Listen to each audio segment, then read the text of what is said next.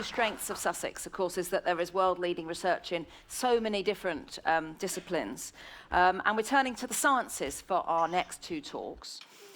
First of all, to bees, insects we seem to hear a lot more about these days. And our next speaker even looks at bees' brains and how bees decide which flower to visit next.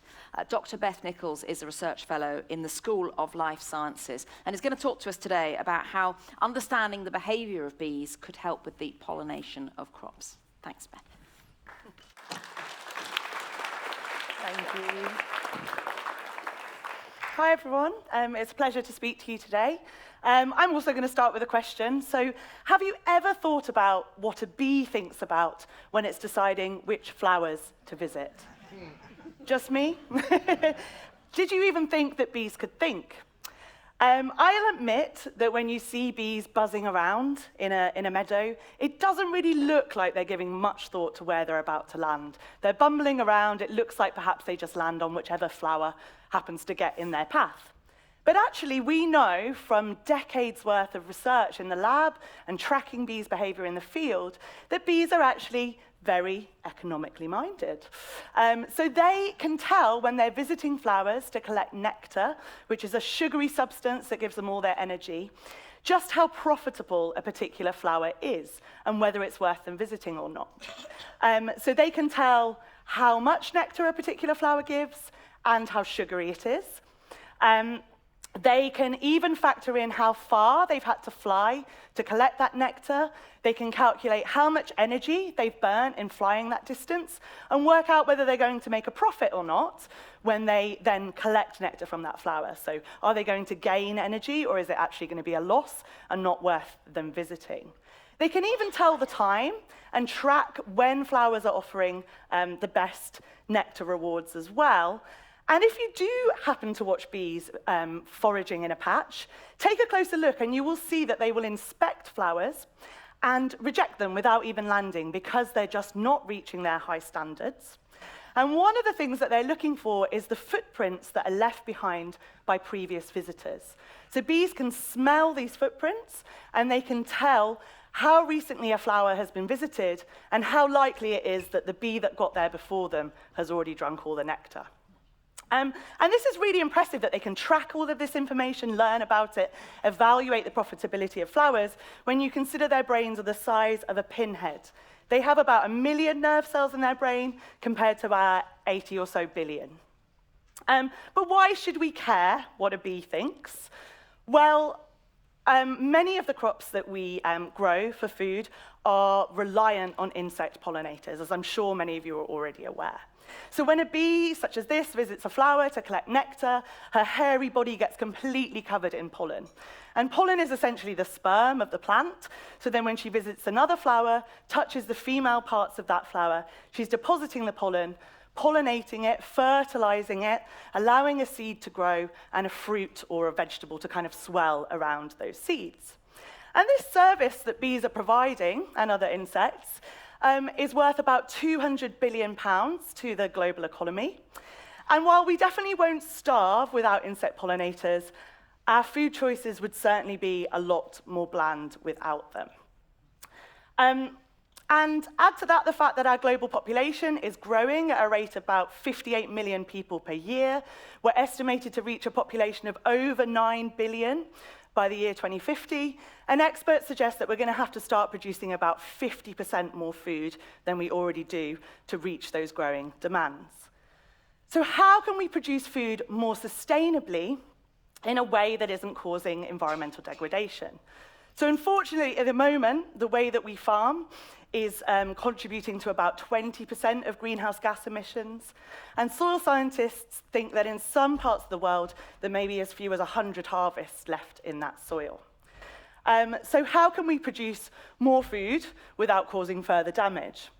Well, our current approach has typically been to use synthetic fertilizers and synthetic pesticides, so put more inputs into the system, but they contribute to the greenhouse gas emissions. And we also know that those pesticides aren't just killing the pests, they're killing lots of other wildlife too, including the insect pollinators that we need to produce the food in the first place.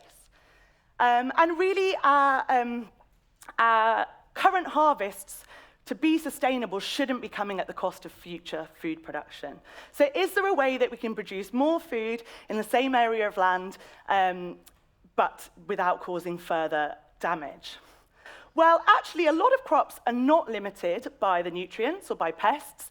They're actually experiencing what's known as a pollination deficit.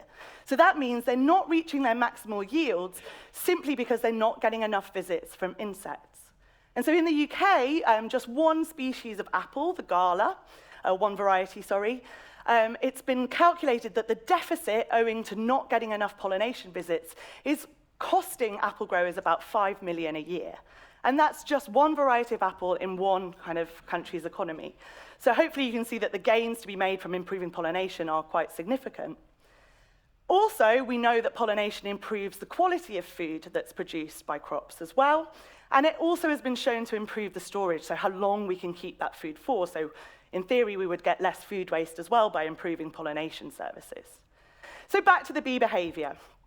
Actually, which flowers a bee chooses to visit and in which order have a massive implication on pollination. So let's imagine this bee is in a lovely meadow here filled with yellow and blue flowers. She might choose to visit the yellow flowers, then the blue, then the yellow, then the blue. So alternating. But actually that wouldn't be so good for the plants because what she's doing is transferring yellow pollen to blue flowers and blue pollen to yellow flowers. Because these flowers represent different species, that pollen can't fertilize that flower. It won't lead to the production of a seed. It won't lead to the production of fruit. But remember I said bees are smarter than that, and they're very economically minded. So in reality, what is more likely to happen is that the bee would sample from the yellow and blue flowers and then realize, for example, that the yellow flowers are offering a more sugary nectar. So she will learn to associate that yellow color of the flower with the more sugary nectar, just like Pavlov's dogs learnt to associate the bell with the food delivery. And then she will preferentially just visit the yellow flowers and ignore the blue. And this is great for the plant because it means we're getting more efficient pollination. Simple, right? Except it's not. Because everything that we know so far about how bees make these pollination decisions or these foraging decisions is based on nectar collection, the sugary liquid that they get that gives them all their energy and helps us make honey. But bees also visit flowers to collect pollen. And if you want to grow baby bees, you need pollen because that's your source of protein. But nobody, was that a reaction to the pollen? Nobody really understands in the bee world how bees are assessing pollen. They're not eating it. They collect it on their body in these little special pollen baskets. And so it's not really clear how a bee would tell what is good pollen or what is bad pollen if they're not eating it at the flower. And so this is the big question that my research group here at Sussex in Life Sciences is trying to understand. And we're approaching this in a couple of different ways. So we're using a technique called electrophysiology, which is a neuroscience technique. And we're basically asking the bees, can you taste this or not? So we stimulate their sensory organs, which are their antennae, their mouth parts, their proboscis, and believe it or not, their feet as well, with solutions containing different compounds, so either containing protein or fats or other micronutrients that we find in pollen. And then we measure electrical activity in their brain to see whether they can detect these compounds, and we look at the relative responses to see how important those compounds are to them as well. We're also doing behavioural experiments in the lab, so we create these artificial flowers, which I will admit you have to use your imagination. But to a bee, this looks like a flower. And we manipulate the nutritional content of the pollen, adding more protein to it, taking it away, adding fats to it. And then we look at whether bees are able to assess changes in the quality of pollen and associate that with the colour of the petals, for example, just in the same way that's been shown to nectar. And so far it seems like they can, but we still need to figure out which senses they're using to determine that. Ultimately, we hope that by taking this kind of bee-centric approach where we understand what individual bees are using to make their foraging decisions for both pollen and nectar, that we'll be able to work with landowners to help both meet the nutritional needs of pollinators in their landscapes, but also to better design agri-environments to deliver the most efficient pollination service. So as a last example, excuse my animations, but let's imagine that you're an apple farmer, you've got rows and rows of apple trees. You want to keep your bees, massive bee there, moving between the flowers of your apple trees. But to do that, you might need to provide them some other resources because we know that they might not get all of their pollen and nectar needs from the flowers. But our research can help you determine which nutrients should you be providing in that other resources, so which are important. But also, is it important just to give one choice so the bees aren't mixing up the pollen too much?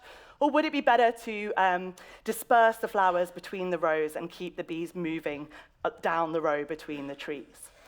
So we hope that by understanding more about bee behaviour, that we can help growers and farmers to work with nature to improve their crop yields in a sustainable way and reduce that reliance on synthetic fertilisers and pesticides, which we know are having quite considerable damage to our environment. So thank you everyone for listening.